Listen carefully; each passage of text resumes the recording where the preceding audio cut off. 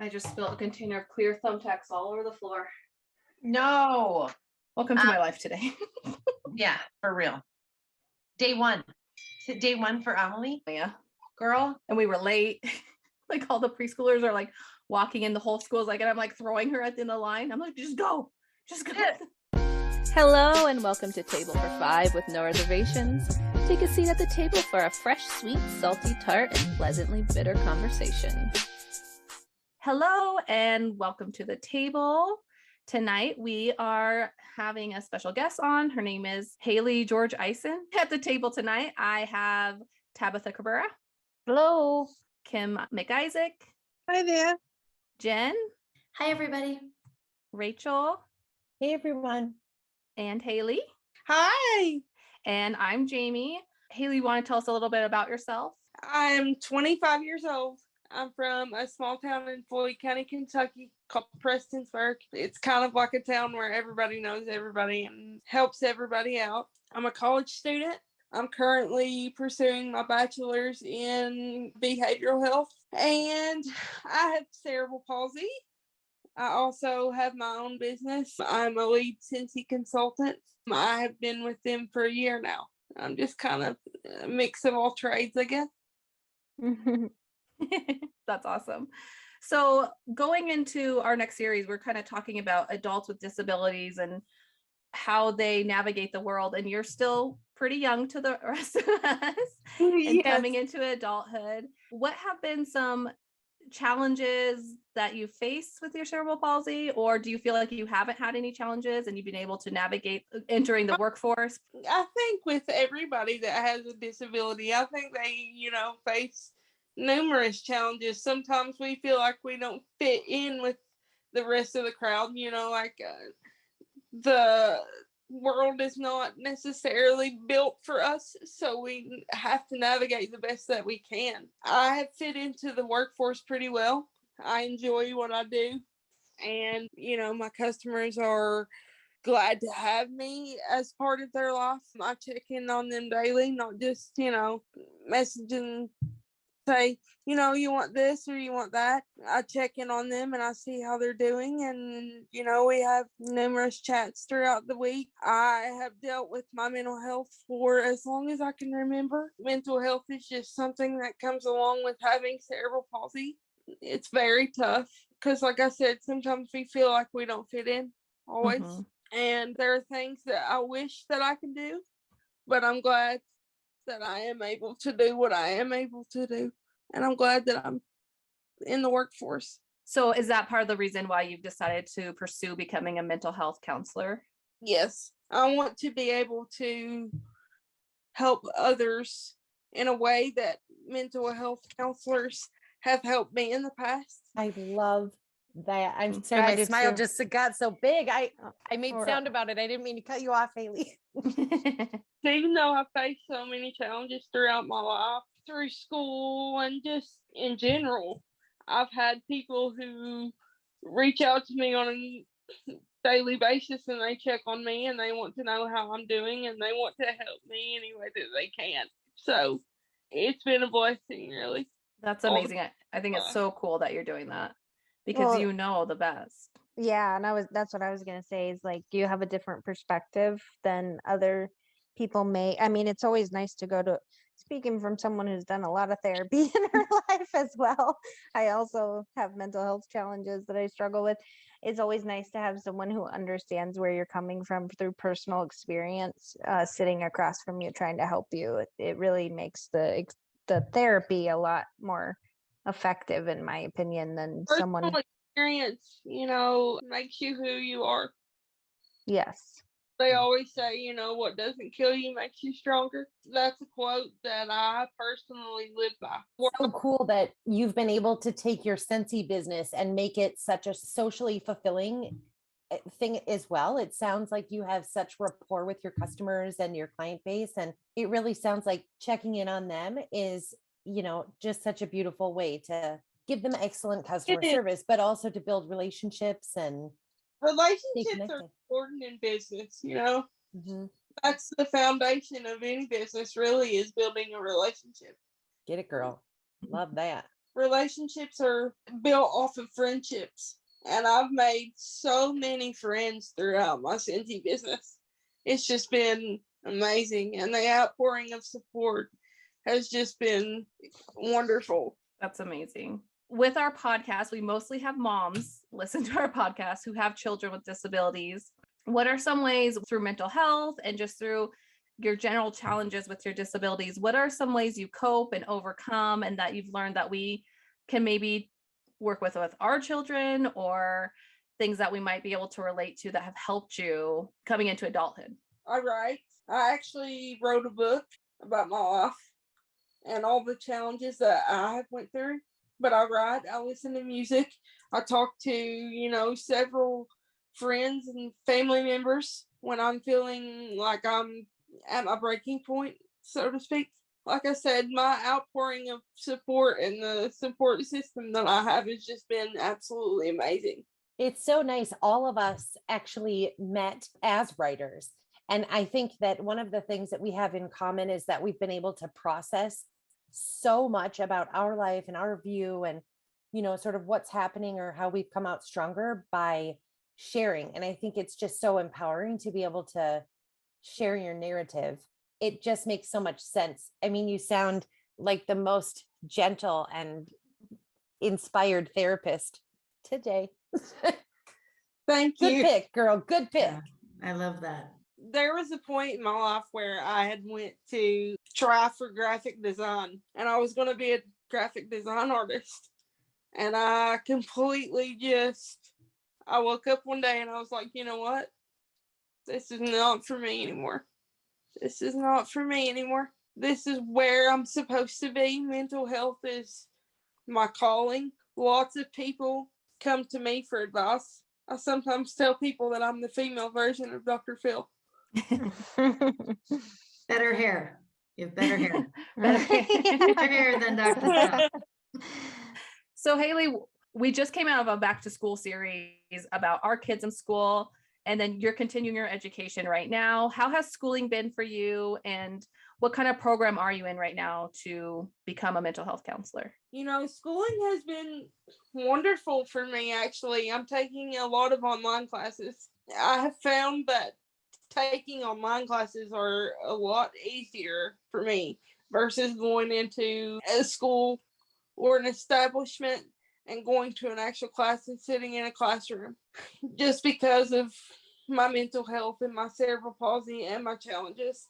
And plus, I focus a lot better whenever I'm alone. If I've got my music or something like that near me and I'm by myself, I can focus a lot better. I really enjoy my online classes. I am a bookworm at heart. So studying and learning as much as I can is my favorite thing to do. I think that it increases, your comprehension skills. I like to learn how mental health affects the brain. And I like to learn about the chemical imbalance, that mental health has on you as a whole. Oh, so. Hayley, we can nerd out on that. I know. I'm like, can you stay late after class with me? Yeah.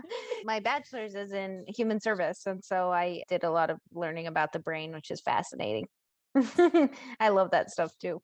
I'm obsessed with learning about the brain or medical terminology and just how our bodies function, Yeah. And I think it's just amazing. Does your school have additional supports for you? Like, is it a university? Where do you go to school? It's called Grand Canyon University. I don't have any accommodations or anything like that. I'm just in a normal classroom. I have the same deadlines as everybody else. Online schooling is tough in general, but I have enjoyed every second of it. Sound like a lifelong learner. Hayley, how does your cerebral palsy affect you day to day? I have lots of pain with it. I mean, that's just normal.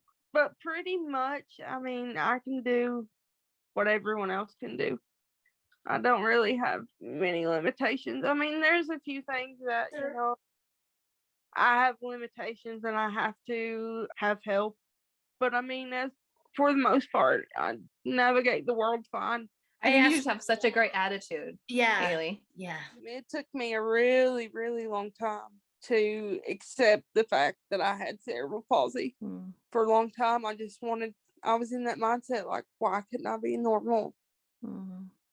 Why me? Why did God choose me to have this disability?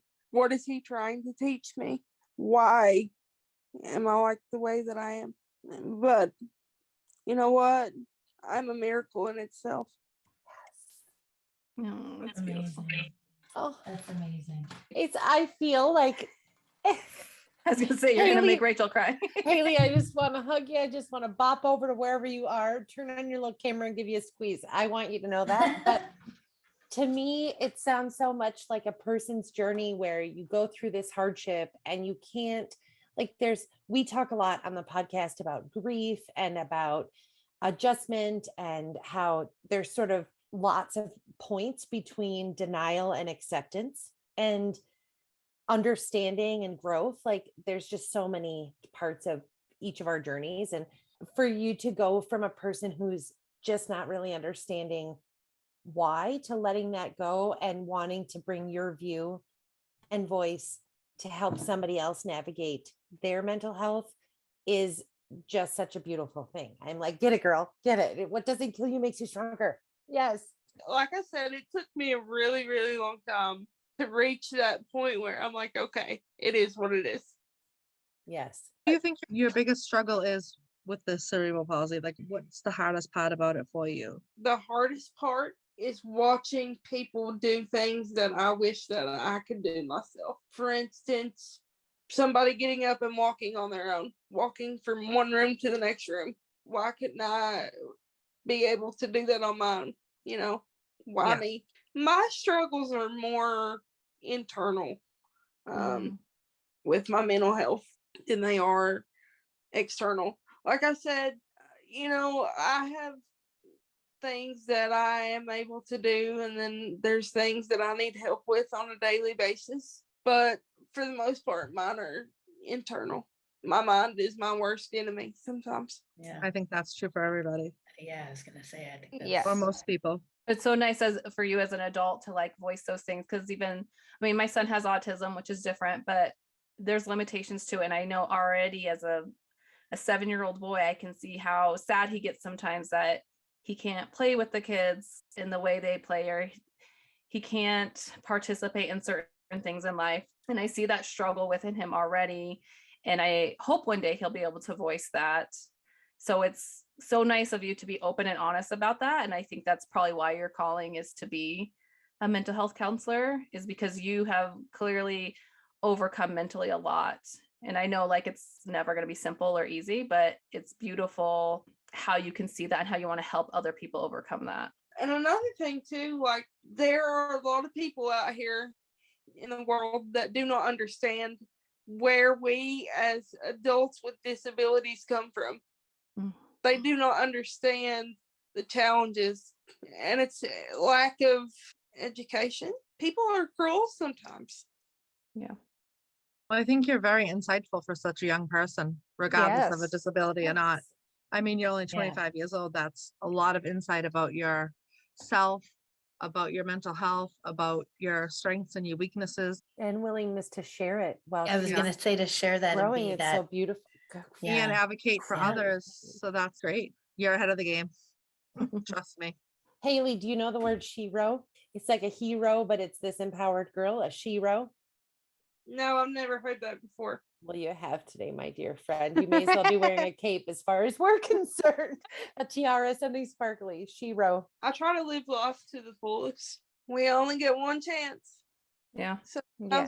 Hayley, do you have things that people in your life have done for you that have helped? I mean, I think we have a lot of listeners who are parents to kiddos with disabilities, and we're always, wanting to learn as much as we can about anything that your parents did or people in your life did that like really helped you move along or understand some of these things about your life. Lots and lots of physical and occupational therapy. Without those two things, I would not be where I am today. Lots of good therapists. Yes, lots and lots of good therapists. I have been all over for physical therapy and occupational therapy, and I'm so grateful for it. It was rough, but I'm grateful for it. Mhm. There's no way that I would be able to do what I do today. No way at all. I was Amazing. just talking to a friend the other day, and I was saying that growth lives right next to the hard. When we're right up against the hard, that's when our most powerful growth lives, and it sounds like that was a part of your path, your life path. PT and OT is not an easy road, but it got you where you are today. It's worth it. Yeah, I love that. So Hayley, that kind of leads to something else I want to ask about. So we're going into a series where we're talking about adults with disabilities and how it seems like, especially in our country, there's a lot of resources for children through about 18 or 21. And then a lot of those resources get cut down. Is that something you've experienced as someone with CP or? Yes. Okay. I was patient at Shriners Hospital for Children up until age 18. And then they told me that I couldn't go there anymore.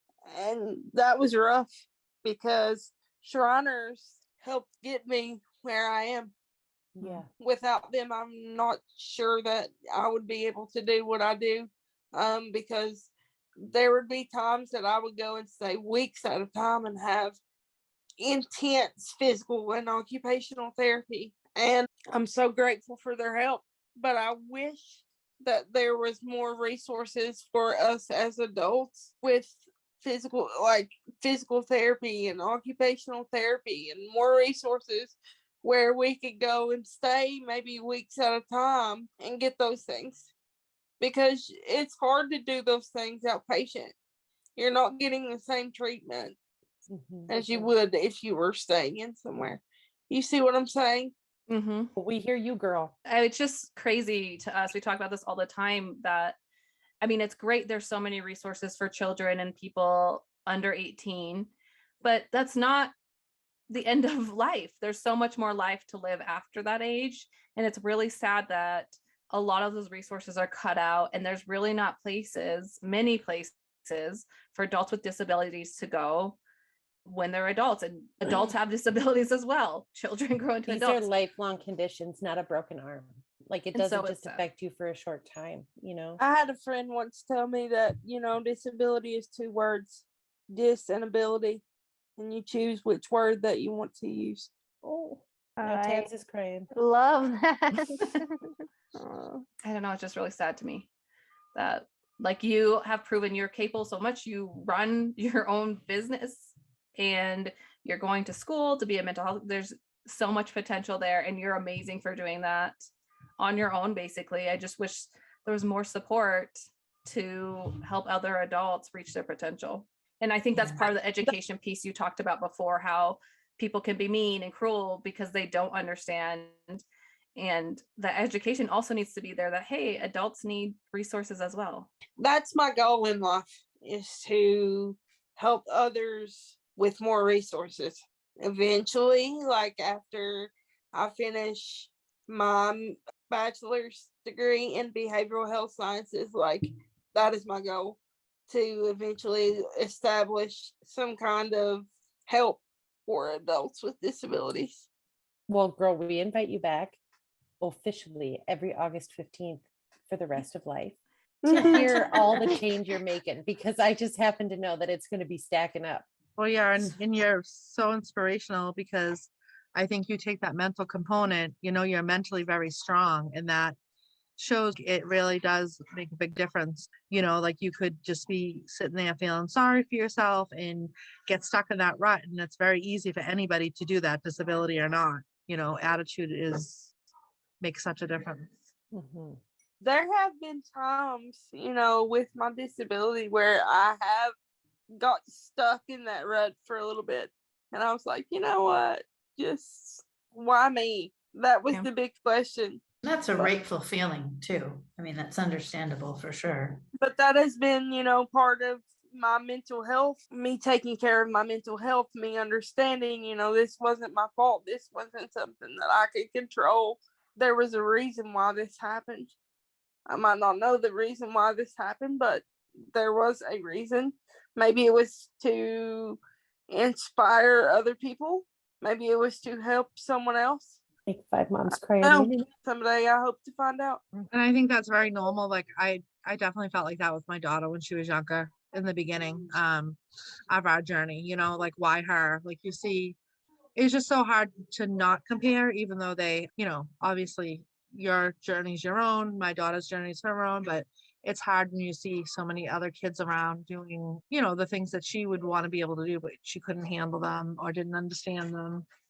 But I think it's one of those things where you have to change that course of thinking, but it's not easy to get I there. remember times when I would see somebody doing something that I wanted to be able to do but couldn't do. And I remember just coming home and just talking to my family about it and like just crying because I wasn't able to do those things. And I wanted to do those things so bad. But with everything in life, there's the good outweighs the bad. I'm not able to do those things, but I have my own business. I'm going to school. There's just so many things that's happening in my life right now that I'm so grateful for. Here. So Hayley, on that Amazing. note, tell us a little bit about your book. It's called The Purpose, available on Amazon. Tell us why you wrote it and what's in it. What did you write about?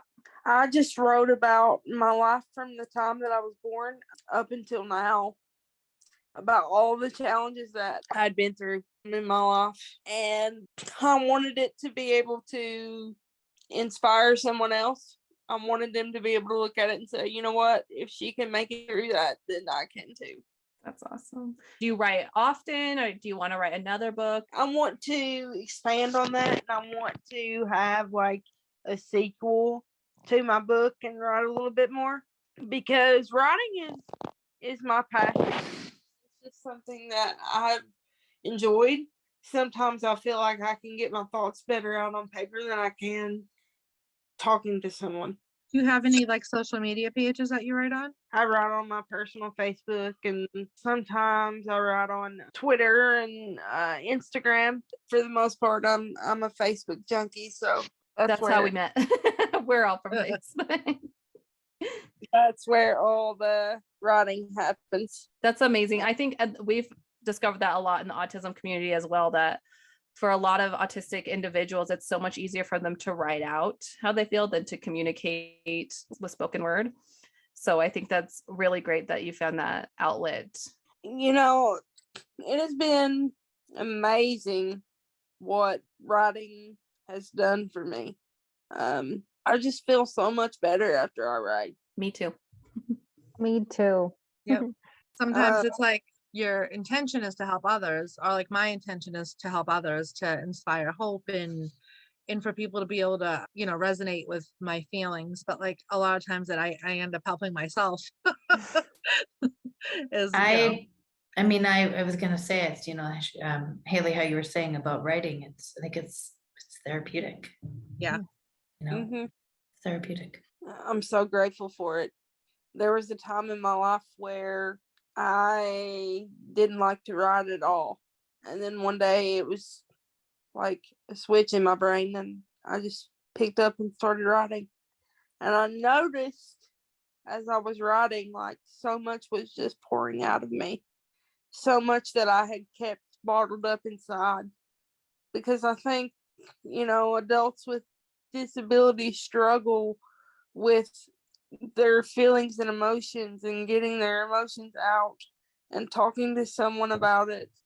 So they keep it all bottled up inside because they feel like the other person doesn't understand or will not understand how they feel. And I know for me, that was a really big challenge for a long, long time. That's amazing. I think too, I grew up with a reading and writing disability and always struggled with that. And still to this day, if I have to write something like I'm forced to write, I'm very bad at it. But writing about things I'm passionate about or to express myself, it's completely changed my view on that. So I love that. Hayley, thank you so much for coming on. Just one last question, as we do have a lot of parents of children and adults with disabilities who listen to our podcast. Is there one message you want to give them or how they can help their children, anything like that. Listen, be understanding, enjoy every second. Thank you so much for coming on, Hayley. Everyone, we'll link everywhere you can find Hayley. She's all over social media. If you want to support her business, you can check that out. And also her book, The Purpose, is on Amazon. So make sure you order that. And that will be all in the description of this episode. Thank you so much, Hayley, for coming on and chatting with us. Thank you. Nice to meet you. Thank you, Hayley. Nice Thank meeting you. with you. 5 hugs from the table. Yes. Thank you. Thank you for joining us at the table for this episode of the Table for 5 No Reservations podcast. Join us next Monday for more, and while you wait, make sure to check out our content on Facebook and Instagram. If you are enjoying the podcast, make sure to subscribe and rate and review us wherever you listen. To contact us, you can email us at tablefor5podcast@gmail.com. We can't wait to sit with you again. See you next time.